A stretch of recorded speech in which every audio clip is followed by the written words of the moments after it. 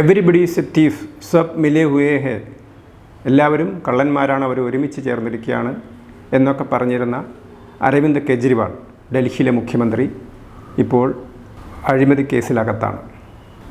2010 അതായത് 2ാം UPA സർക്കാരിൻ്റെ കാലത്ത് അന്ന് ശക്തമായ അഴിമതിക്കെതിരായിട്ട് ഉയർന്നു വന്ന ജനകീയ പ്രക്ഷോഭത്തിൻ്റെ അല്ലെങ്കിൽ അഴിമതി വിരുദ്ധ പ്രക്ഷോഭത്തിൻ്റെ നേതാവായിരുന്ന അണ്ണാ ഹസാരെയുടെ, ഗാന്ധിയൻ അണ്ണാ ഹസാരെയുടെ ശിഷ്യനായിട്ട് രംഗത്തേക്ക് വന്ന ആളാണ് അരവിന്ദ് കെജ്രിവാൾ. ഒരുപക്ഷെ അണ്ണാ ഹസാരെ ആ അഴിമതി വിരുദ്ധ പോരാട്ടത്തിൽ ഒതുങ്ങി നിൽക്കാനാണ് ആഗ്രഹിച്ചിരുന്നതെങ്കിൽ അതിനെ ഒരു രാഷ്ട്രീയ പാർട്ടിയാക്കി മാറ്റി ആം ആദ്മി പാർട്ടി രൂപീകരിച്ച് തൻ്റെ നേതാവിനെ ധിക്കരിച്ചുകൊണ്ട് രാഷ്ട്രീയ പാർട്ടി ഉണ്ടാക്കി അധികാരത്തിൽ വന്ന ആളാണ് അരവിന്ദ് കെജ്രിവാൾ. ഒരു കാലഘട്ടത്തിൽ നല്ലൊരു വിഭാഗം ജനങ്ങളുടെ പിന്തുണ അദ്ദേഹത്തിനുണ്ടായിരുന്നു. കാരണം അന്ന് ഡൽഹിയിൽ ഷീലാ ദീക്ഷിതായിരുന്നു മുഖ്യമന്ത്രി. അവർ വളരെ വർഷമായിട്ട് മുഖ്യമന്ത്രി ആയിരിക്കുകയായിരുന്നു. 2ാം UPA സർക്കാരാണെങ്കിൽ കോടാനുകോടി രൂപയുടെ അഴിമതികൾ നടത്തിക്കൊണ്ടിരിക്കുകയായിരുന്നു. അപ്പം അതിനെതിരായിട്ടുള്ളൊരു സ്വാഭാവികമായ ഒരു ജനകീയ പ്രക്ഷോഭം അല്ലെങ്കിൽ ജനങ്ങളുടെ ഒരു എതിർപ്പ്, ആ എതിർപ്പിനെ ഒരു മൂർത്തമായ രൂപത്തിലേക്ക് കൊണ്ടുവരാൻ അണ്ണാ ഹസാരയ്ക്കും അദ്ദേഹത്തിൻ്റെ ശിഷ്യനായ അരവിന്ദ് കെജ്രിവാളിനും കഴിഞ്ഞിരുന്നു. അന്ന് സമൂഹത്തിൻ്റെ വിവിധ തുറകളിലുള്ള ആളുകൾ, അവർ ബുദ്ധിജീവികളുണ്ടായിരുന്നു, സാഹിത്യകാരന്മാരുണ്ടായിരുന്നു, സാധാരണക്കാരുണ്ടായിരുന്നു, വിവിധ ഐഡിയോളജിയിലുള്ള ആളുകൾ, ലെഫ്റ്റിസ്റ്റുകളുണ്ടായിരുന്നു, ലിബറൽസുകളുണ്ടായിരുന്നു, ചില ഹിന്ദുത്വവാദികളുണ്ടായിരുന്നു, ദേശീയവാദികളുണ്ടായിരുന്നു, പലരും ഉണ്ടായിരുന്നു. അവരൊക്കെ തന്നെ ഈ സമരത്തിൽ രംഗത്ത് വന്നു.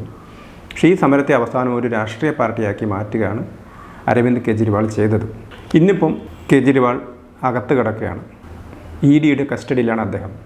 അപ്പം ഇദ്ദേഹമാണ് കോടിക്കണക്കിന് രൂപയുടെ അഴിമതി കേസിൽ കിങ് പിൻ എന്നാണ് എൻഫോഴ്സ്മെൻറ്റ് ഡയറക്ടറേറ്റ് പറയുന്നത്. ഇത് വളരെ മുമ്പുള്ളൊരു കേസാണ്. എല്ലാവർക്കും അറിയാവുന്ന ഡൽഹി മദ്യ അഴിമതി കേസ്.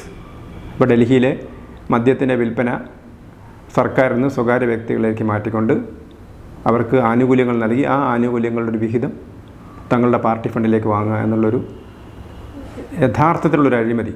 ആ അഴിമതി ശരിയായ അഴിമതിയാണ് ആം ആദ്മി പാർട്ടി നടത്തിയിരിക്കുന്നത്. അപ്പോൾ അതിൻ്റെ ഏറ്റവും പ്രധാനപ്പെട്ട കിങ് പിൻ ഇയാൾ തന്നെയാണെന്ന് അന്വേഷണ ഏജൻസി പറയുന്നു. നേരത്തെ ഉപമുഖ്യമന്ത്രിയായിരുന്ന മനീഷ് സിസോദിയ 1 വർഷത്തിലധികമായിട്ട്, അതായത് 13 മാസമായിട്ട് അദ്ദേഹം ജയിലിൽ കഴിയുകയാണ്. അദ്ദേഹത്തിന് ഇന്ത്യയിൽ ഒരു കോടതിയും ഇതുവരെ ജാമ്യം കൊടുത്തിട്ടില്ല. അതേപോലെ തന്നെ ആം ആദ്മി പാർട്ടിയുടെ മന്ത്രിസഭയിലെ അംഗമായിരുന്ന സത്യേന്ദ്ര ജെയിൻ മറ്റൊരു ഹവാല കേസിൽ, മണി ലോണ്ടറിങ് കേസിൽ ജയിലിൽ കഴിയുകയാണ്. അദ്ദേഹത്തിനും ജാമ്യം കിട്ടിയിട്ടില്ല. അതേപോലെ തന്നെ രാജ്യസഭാ MP ആയ സഞ്ജയ് സിംഗ്, ആം ആദ്മി പാർട്ടിയുടെ, അദ്ദേഹവും ഇതേ കേസിൽ തന്നെ ജയിലിൽ കഴിയുകയാണ്. അപ്പോൾ തുടക്കത്തിൽ CBI അന്വേഷിച്ചു, പിന്നെ ED ഏറ്റെടുത്ത ഒരു കേസാണിത്. അപ്പം ഇത് നമ്മുടെ ഒരു രാഷ്ട്രീയ കാലാവസ്ഥയാണ് നമുക്കൊന്ന് മനസ്സിലാവുന്നത്. ഇപ്പോൾ നേരത്തെ ഡൽഹിയിലെ കോൺഗ്രസ് അജയ് മാഖൻ്റെ നേതൃത്വത്തിൽ അതിശക്തമായിട്ട് ഇദ്ദേഹത്തെ അറസ്റ്റ് ചെയ്യണമെന്ന് ആവശ്യപ്പെട്ടിരുന്നതാണ്. ഡൽഹി മുഖ്യമന്ത്രി അറസ്റ്റ് ചെയ്യണമെന്ന് ആവശ്യപ്പെട്ടിരുന്ന ആളുകളാണ് ഡൽഹിയിലെ കോൺഗ്രസ്. രാഹുൽ ഗാന്ധി വരെ അന്ന് അരവിന്ദ് കെജ്രിവാളിനെ തള്ളിപ്പറഞ്ഞതാണ്. പക്ഷേ ഇന്ന് എല്ലാവരും കൂടെ ഒരു രക്തസാക്ഷി പരിവേഷം നൽകാനാണ് ശ്രമിക്കുന്നത്. മാധ്യമങ്ങളും ഏതാണ്ടൊക്കെ അതിലൊരു ഇലക്ഷൻ സമയത്ത് അറസ്റ്റ് ചെയ്തു എന്നൊക്കെ. ഇലക്ഷൻ സമയത്ത് ആരെയും അറസ്റ്റ് ചെയ്യാൻ അന്വേഷണ ഏജൻസിക്ക് യാതൊരു തടസ്സവും ഇല്ല എന്നുള്ളതാണ് ഒരു കാര്യം. മാത്രമല്ല, ഇത് എത്രയോ കാലമായിട്ട് 9 തവണയാണ് അന്വേഷണ ഏജൻസി ഇദ്ദേഹത്തിന് നോട്ടീസ് അയച്ചത്. അപ്പോൾ കോടതി അത് വ്യക്തമായിട്ട് പറയുകയും ചെയ്തു. ഒരു പൗരൻ എന്ന നിലയിൽ, ഒരു മുഖ്യമന്ത്രി ആയാലും ഒക്കെ ഒരു പൗരൻ എന്ന നിലയിലുള്ള ഉത്തരവാദിത്വം അദ്ദേഹത്തിന് കേസുകളിൽ നിന്ന് ഒഴിഞ്ഞു മാറാൻ പറ്റില്ല. അറസ്റ്റിൽ നിന്ന് സംരക്ഷണം രാഷ്ട്രപതിക്കും ഗവർണർക്കും മാത്രമേ ഉള്ളൂ. ഇപ്പോഴത്തെ യഥാർത്ഥ പ്രശ്നം ഈ അരവിന്ദ് കെജ്രിവാളിൻ്റെ അറസ്റ്റിനെ തുടർന്നുണ്ടായ സംഭവ വികാസങ്ങൾ എങ്ങോട്ടാണ് നയിക്കുക എന്നുള്ളതാണ്. ആം ആദ്മി പാർട്ടി ഇന്ന് ഡൽഹിയിലെ ഭരണകക്ഷിയാണ്, പഞ്ചാബിൽ ഭരണകക്ഷിയാണ്, മറ്റ് ചില സംസ്ഥാനങ്ങൾക്ക് നല്ല സ്വാധീനമുണ്ട്. വലിയൊരു പൊതു തെരഞ്ഞെടുപ്പ് നടക്കാൻ പോവുകയാണ്. അപ്പം ഒരു തെരഞ്ഞെടുപ്പ് രംഗത്ത് തങ്ങളുടെ ഏറ്റവും തലതൊട്ടപ്പന്മാരായ ആളുകൾ അകത്ത് കിടക്കുന്ന സമയത്ത് ആം ആദ്മി പാർട്ടിക്ക് മുന്നോട്ട് പോകാൻ പറ്റുമോ, അതോ അവരിതിനെ ഒരു അവസരമായി ഉയർത്തിയെടുത്ത് വളരാൻ ശ്രമിക്കുമോ എന്നുള്ള ഒരു പ്രശ്നമാണ് നമ്മുടെ മുമ്പിലുള്ളത്. പ്രതിപക്ഷവും ഏതാണ്ട് ഇത് തന്നെയാണ് ശ്രമിക്കുന്നത്. ഞാൻ നേരത്തെ പറഞ്ഞു, അതായത് നേരത്തെ കോൺഗ്രസ് വളരെ ശക്തമായിട്ട് ഇതിനെ എതിർത്തിരുന്നതാണ്. അരവിന്ദ് കെജ്രിവാളിനെതിരെ മദ്യനയത്തിൽ ഏറ്റവും അധികം പ്രക്ഷോഭം നടത്തിയത് കോൺഗ്രസ്സാണ്, അല്ലെങ്കിൽ ഏറ്റവും ആദ്യം പ്രക്ഷോഭം നടത്തിയത് കോൺഗ്രസ്സാണ്. അന്വേഷണം ആവശ്യപ്പെട്ടത് കോൺഗ്രസ്സാണ്, നടപടി ആവശ്യപ്പെട്ടത് കോൺഗ്രസ്സാണ്, മുഖ്യമന്ത്രി അറസ്റ്റ് ചെയ്യണമെന്ന് ആവശ്യപ്പെട്ടത് കോൺഗ്രസ്സാണ്. പക്ഷേ അതേ കോൺഗ്രസ് തന്നെ ഇപ്പോൾ പെട്ടെന്ന് കളം മാറി ഒരു ദേശീയ മുന്നണി രൂപീകരിച്ചതോടുകൂടി, ഇന്ത്യ മുന്നണി രൂപീകരിച്ചതോടുകൂടി അവരിപ്പോൾ ED ഉപയോഗിച്ച് പ്രതിപക്ഷത്തെ വേട്ടയാടുന്നു എന്നുള്ളൊരു ആരോപണമാണ് ഉയർത്തിയിരിക്കുന്നത്. ഈ ആരോപണം എത്രത്തോളം ഡൽഹി നിവാസികളെ സ്വാധീനിക്കുമെന്നുള്ളതാണ് ഒരു വിഷയം. ഇതിൽ അരവിന്ദ് കെജ്രിവാൾ ചെയ്തൊരു പൊളിറ്റിക്സ് പറഞ്ഞാൽ ഒരു ഫ്രീ ബി പൊളിറ്റിക്സാണ് അദ്ദേഹം ചെയ്തത്. ആളുകൾക്ക് സൗജന്യങ്ങൾ പരമാവധി കൊടുക്കുക. അപ്പോൾ സ്വാഭാവികമായിട്ടും കുറേ ആളുകൾക്ക് അദ്ദേഹത്തിൻ്റെ പിന്നാലെ ഉണ്ടാകും എന്നുള്ളത് ഉറപ്പാണ്. ഇപ്പം പാർട്ടി ഇതിനകത്ത് മറ്റൊരു വിഷയം കൂടി വന്നിട്ടുണ്ട്. കുടുംബാധിപത്യത്തിനെതിരായിട്ട് പോരാടിയ ആളാണ് അരവിന്ദ് കെജ്രിവാൾ. അപ്പോൾ അദ്ദേഹം അഴിമതിക്കെതിരെ പോരാടി, കുടുംബാധിപത്യത്തിനെതിരെ പോരാടി. ഇതിനെതിരായിട്ട് ശക്തമായ നിലപാടെടുത്ത ആളാണ്, കോൺഗ്രസിനെതിരെ ശക്തമായ നിലപാടെടുത്ത ആളാണ്. പക്ഷേ ഇന്നിപ്പം അരവിന്ദ് കെജ്രിവാൾ അകത്ത് കിടക്കുമ്പോൾ ഇനി വേണ്ടി വന്നാൽ അദ്ദേഹത്തിൻ്റെ ഭാര്യയെ മുഖ്യമന്ത്രിയാക്കും എന്നുള്ളൊരു പ്രചരണമാണ്, അല്ലെങ്കിൽ അങ്ങനെ ഒരു നീക്കമാണ് ഇപ്പോൾ നടക്കുന്നത്. ഇപ്പോൾ എന്തിനെയാണോ എതിർത്തിരുന്നത് അതിനെയൊക്കെ ഉൾക്കൊള്ളുക എന്നുള്ളൊരു പ്രശ്നമാണ്. ഇത് ഇന്ത്യയിലെ രാഷ്ട്രീയത്തിൻ്റെ ഒരു ജീർണതയാണ് നമുക്ക് കാണിച്ചു തരുന്നത്. എന്തിനെതിരെ, അഴിമതിക്കെതിരെ പോരാടുന്ന ആളുകൾ തന്നെ അഴിമതിയുടെ ഭാഗമായിട്ട് മാറുന്നു.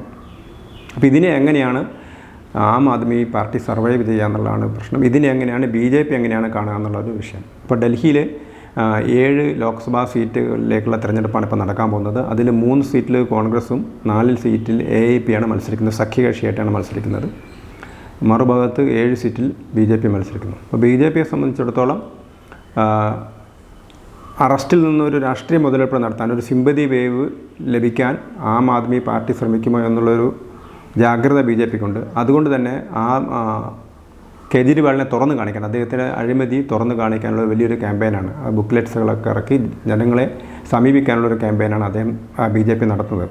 അപ്പോൾ നേരത്തെ പല സമരങ്ങൾക്കും അരവിന്ദ് കെജ്രിവാൾ മുന്നോട്ട് വന്ന സമയത്ത് ഉണ്ടായിരുന്നൊരു ജനകീയമായ ആവേശമൊന്നും ഇപ്പോൾ കാണാനില്ല. ഇപ്പോൾ കുറച്ച് പാർട്ടി കേഡറുകൾ മാത്രമാണ് അദ്ദേഹത്തെ അറസ്റ്റ് ചെയ്ത സമയത്ത് പ്രതിഷേധവുമായി രംഗത്ത് വന്നു എന്നാണ് BJP പറയുന്നത്. അപ്പോൾ അതുകൊണ്ട് തന്നെ ഡൽഹിയിൽ എന്ത് സംഭവിക്കും എന്നുള്ളതാണ് പ്രധാനപ്പെട്ട പ്രശ്നം. അതേപോലെ തന്നെയാണ് മറ്റ് സംസ്ഥാനങ്ങളിലും ഈ അഴിമതിക്കാരായ മുഖ്യമന്ത്രിമാർക്കെതിരായിട്ടുള്ള നടപടി. ഒരുപക്ഷെ ആദ്യമായിട്ടാണ് ഒരു മുഖ്യമന്ത്രിയായ ഒരാൾ അകത്ത് കിടക്കുന്നത്. ഹേമന്ത് സോറൻ ജാർഖണ്ഡിലെ മുഖ്യമന്ത്രി, പക്ഷേ അദ്ദേഹം അറസ്റ്റ് ചെയ്യപ്പെടുന്നതിന് തൊട്ടു മുമ്പ് തന്നെ രാജിവെച്ചു. ഹേമന്ത് സോറൻ്റെ പിതാവ് ഷിബു സോറൻ കേന്ദ്രമന്ത്രി ആയിരിക്കുകയും അദ്ദേഹത്തെ അറസ്റ്റ് ചെയ്തിരുന്നു. ആ സമയത്തും അദ്ദേഹം രാജിവെക്കുകയാണ് ചെയ്തത്. പക്ഷേ ഇദ്ദേഹം ജയിലിൽ കിടക്കുകയാണ് ചെയ്യുന്നത്.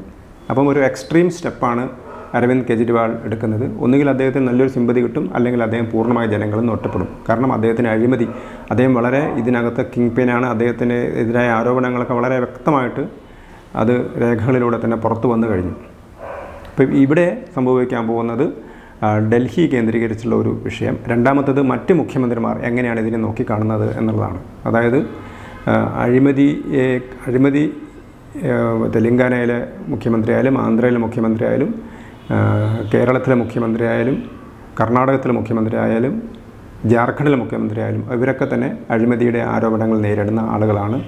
എപ്പോൾ വേണമെങ്കിലും, അല്ലെങ്കിൽ പ്രതിപക്ഷത്തുള്ള ആളുകളാണ്, എപ്പോൾ വേണമെങ്കിലും ഇങ്ങനെയൊരു നീക്കം അവരുടെ നേരെയും ഉണ്ടാവുമോ എന്നുള്ളൊരു ആശങ്ക കൂടി ഈ പ്രതിപക്ഷ കക്ഷികൾക്കുണ്ട്. മറ്റൊരു ഇതിൻ്റെ ഒരു റിപ്പർക്കഷൻ എന്ന് പറയുന്നത് കേരളത്തിലാണ്. കേരളത്തെ സംബന്ധിച്ച് ഇത് ഡൽഹിയിലാണ് നടക്കുന്നതെങ്കിലും കേരളത്തിൽ എന്ത് നിലപാടാണ് കോൺഗ്രസ് സ്വീകരിക്കുക എന്നുള്ളതാണ് വളരെ നമ്മളെല്ലാവരും ഉറ്റുനോക്കുന്നത്. കാരണം ശക്തമായിട്ട് കേരളത്തിലെ മുഖ്യമന്ത്രിക്കെതിരായ നീക്കം നടത്തിയ, അല്ലെങ്കിൽ പ്രക്ഷോഭം നടത്തിയ പാർട്ടിയാണ് കോൺഗ്രസ്. കാരണം കേരളത്തിലെ പ്രതിപക്ഷ പാർട്ടി അവരാണ്. അഴിമതി ആരോപണം നേരിട്ട, അല്ലെങ്കിൽ ഹവാല കേസുകൾ, സ്വർണ്ണക്കള്ളക്കടത്ത് കേസ്, അതുപോലെ തന്നെ മാസപ്പടി വിവാദം, അങ്ങനെ നിരവധി അഴിമതി ആരോപണങ്ങളാണ് കേരളത്തിലെ മുഖ്യമന്ത്രിക്കെതിരായിട്ടുള്ളത്.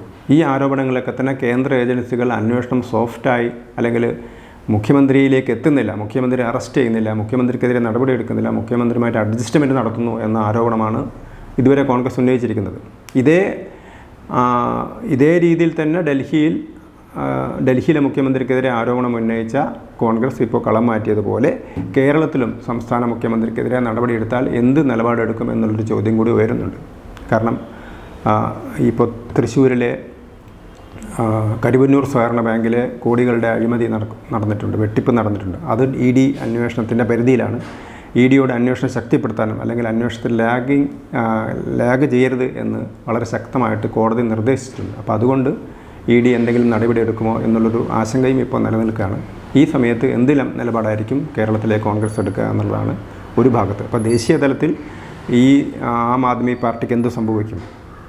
ആം ആദ്മി പാർട്ടി എന്ന് പറയുന്നതിൻ്റെ മുൻനിര നേതാക്കന്മാരൊക്കെ അകത്തായപ്പോൾ ഏറ്റവും വലിയ സ്ട്രാറ്റജിസ്റ്റ് ആയിരുന്നു മനീഷ് സിസോദിയ അകത്തായതോടുകൂടിയാണ് അരവിന്ദ് കെജ്രിവാൾ എന്നിവരെ കോർഡിനേറ്റ് ചെയ്തിരുന്നത്. ഇനി രണ്ടാം നിര നേതാക്കന്മാരാണ് അവിടെയുള്ളത്. അവർക്ക് എത്രത്തോളം ഇതിനെ അതിജീവിക്കാൻ പറ്റും, അല്ലെങ്കിൽ ഇതിനെ എങ്ങനെ BJP ക്യാപിറ്റലൈസ് ചെയ്യും എന്നുള്ളതാണ് ഡൽഹിയിലെ ഒരു വിഷയം. ഇത് കേന്ദ്ര ലോക്സഭാ തെരഞ്ഞെടുപ്പിൽ വലിയൊരു ചർച്ചാ വിഷയമായി വരും എന്നുള്ളത് ഉറപ്പാണ്. അപ്പം അഴിമതി വിരുദ്ധ സമീപനം ഇനി ഒരിക്കലും പ്രതിപക്ഷത്തിന് എടുക്കാൻ പറ്റില്ല. പകരം അവർക്ക് ഞങ്ങളെ പീഡിപ്പിക്കുന്നേ എന്നുള്ളൊരു ആരോപണമായിരിക്കും എടുക്കാൻ പറ്റുക. മറുഭാഗത്ത് BJPക്ക് അഴിമതി വിരുദ്ധമായ ഒരു പ്രതിച്ഛായ ഉണ്ടാക്കാൻ പറ്റും.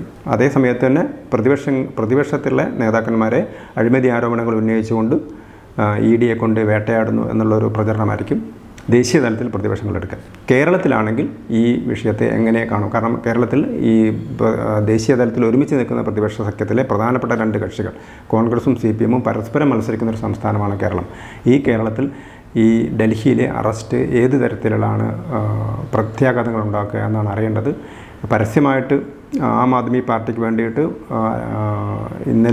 കഴിഞ്ഞ ദിവസം തന്നെ അറസ്റ്റ് കഴിഞ്ഞ ഉടനെ തന്നെ കോൺഗ്രസും CPM ഒക്കെ പരസ്യമായി രംഗത്ത് വന്നു. പക്ഷേ ഈ ഒരു നടപടി ഇനി കേരളത്തിലെ മുഖ്യമന്ത്രിക്കെതിരെ വരികയാണെങ്കിൽ എന്ത് നിലപാടായിരിക്കും കേരളത്തിലെ പ്രതിപക്ഷം എടുക്കാൻ പോകുന്നത് എന്നുള്ളതായിരിക്കും ഒരു പ്രധാനപ്പെട്ട പ്രശ്നം. കൂടുതൽ വാർത്തകളും വീഡിയോകളും ലഭ്യമാക്കാൻ MalayaliNewsLive.com സബ്സ്ക്രൈബ് ചെയ്യുക.